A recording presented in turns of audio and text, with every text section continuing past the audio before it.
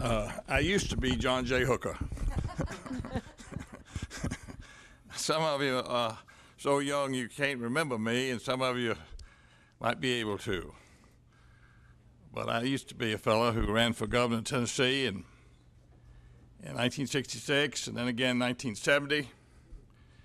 And I never was able to get elected, unlike you all. You can imagine my respect for those who were able to get elected, including each one of you, when I tried so hard and never succeeded. I appreciate very much you, Senator Stanley, letting me say a word or two, and you, Senator Beavers, your chairman, for letting me speak. First of all, let me say, without hopefully appearing to be a sycophant, that I'm extremely impressed.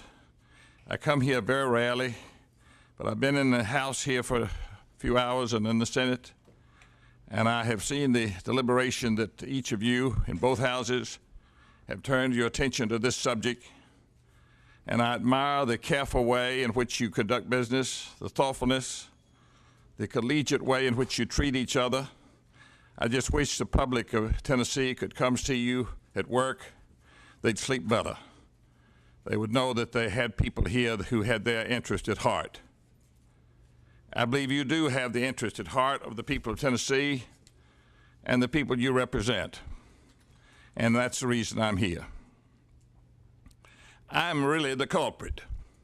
There would have been no retention elections in Tennessee if I had won the governor's office in 1970. Retention elections, Senator Jackson, were born of the proposition that Howard Baker beat Frank Clement for the United States Senate in 1966, and Winfield Dunn beat me in 1970. And Governor Wilder and others were afraid that the Democrats were going to fall on bad times and that the Republican Party had matured. The Republican Party, if you want to know the truth, could have won the governor's office before they beat me. The opportunity was there, they just didn't try. Buford Ellington, who beat me in 1966, didn't even have an opponent in the general election in 66. If he had drawn Winfield in 66 instead of me, we'd have had a different state of Tennessee. But the point's this, that the reason that the retention election statute was passed was to protect the jobs of these judges who the Democrats had put on the bench, or who are already on the bench, whether it be by a Democrat or whatever way, they were there on the bench. And most of them, virtually all of them, were Democrats. And Governor Wilder appreciated the proposition that they were vulnerable to lose, for the same reason Howard Baker had lost and for the same reason I lost. And so the retention election statute was born in politics, born to protect the sitting, existing judges. Now let me, in a few minutes here, and I want to be sure that I don't seem pedantic or didactic, or I want you to understand that I don't claim to be an expert on the Constitution of Tennessee. And the reason I don't claim to be an expert is not because I'm not a serious student and not because I wouldn't like to be an expert. The reason I don't claim to be an expert is there's no such thing. The Constitution was written by non-lawyers to be read by non-lawyers. And the most important thing I ever learned about constitutional law was from my father, who many thought was the leading lawyer of his time in Tennessee. I asked him one time what a constitutional provision meant, and he said, "Ask your mother." I said, "Papa, she's not a lawyer." He said, "That's the point. The Constitution was written by non-lawyers to be read by non-lawyers, and if your mother can't understand it, no lawyer can understand it." And so I don't claim, because I went to Vanderbilt Law School, where they didn't spend any time, then or now, teaching the students about Tennessee constitutional law. You go to Vanderbilt Law School or the University of Tennessee or the Memphis Law School, there's no class in Tennessee constitutional law. That is astonishing to me. Let me just speak to you a minute about the Constitution.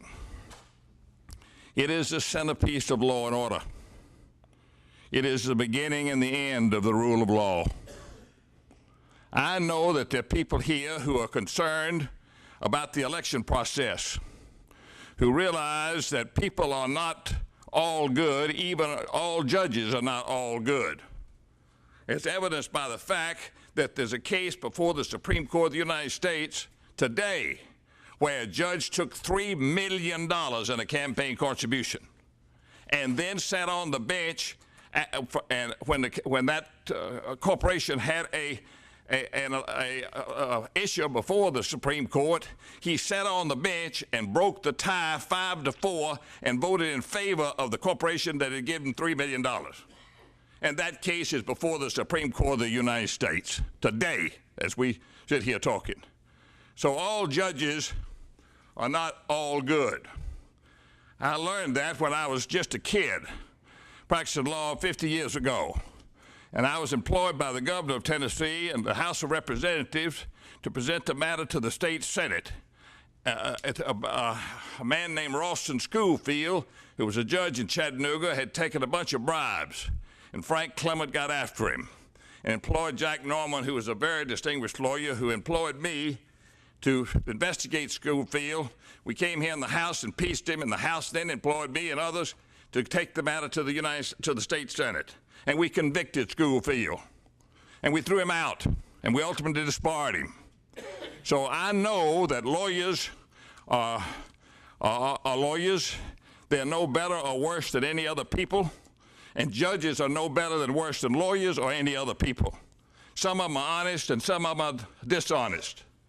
And I can believe, Senator Jackson, that there are many of you who worry about judges taking campaign contributions and taking bribes. I believe that most judges won't take bribes, that most legislators won't take bribes, that most governors won't take bribes. And it's on that basis that we have a free country. When the founders put this country together, the deepest fear they had was corruption. They thought, can government of the people, by the people, for the people function if government officials are corrupt? And they deeply worried about corruption.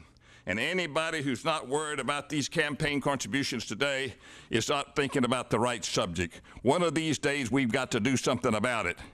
And so I'm sympathetic to any lawyer or non-lawyer on this forum or any other forum who wonders whether or not the popular election of judges is in the best interest of the state. I want to be honest with you. I don't know whether it is or isn't. I don't know. But I do know one thing, that the founders of this state, Senator Obey, you come from Blount County. William Blount happened to be my great-great-great-grandfather, something about which I'm very proud. And in 1796, they put in the Constitution of Tennessee that judges, all of them, were elected by the legislature or appointed by the legislature. All of them. No exceptions. Supreme Court down. But by 1854, that system had become not so good. Imagine this.